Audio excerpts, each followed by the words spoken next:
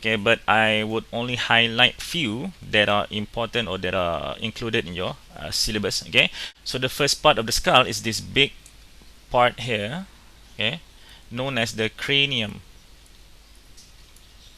Okay, so the function of cranium is to to protect the brain. So our brain is actually positioned inside the cranium. Okay, and if you look at carefully, you can see that the cranium itself is actually made up of few bones that are actually fused together.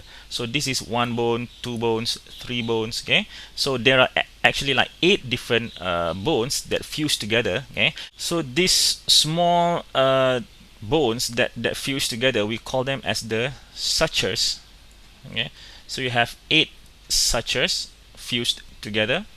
Okay, and since these are attachment between bones and bones, so they are also categorized as joint.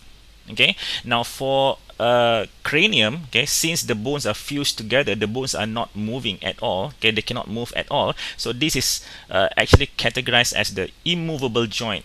Okay, so we shall discuss more about the joints in our later video. Now the next part about the skull is this front part here, okay, which is known as the facial skeleton.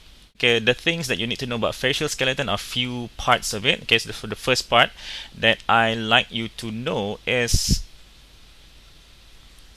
this part here called the eye socket.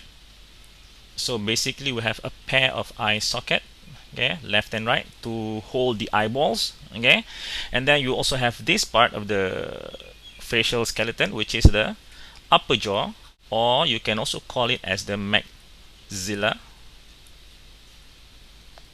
And then the third component of it is of course the lower jaw, and you can also call this as the mandible.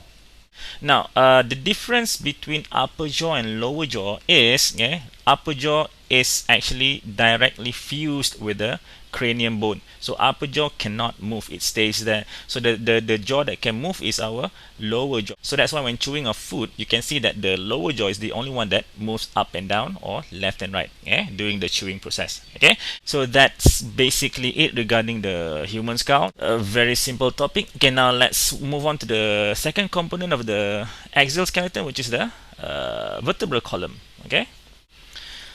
Okay, so here's the diagram of our vertebral column, or our spine, or our backbones. Okay, so the first thing that I need you to know about vertebral column is it is actually made up of 33 small bones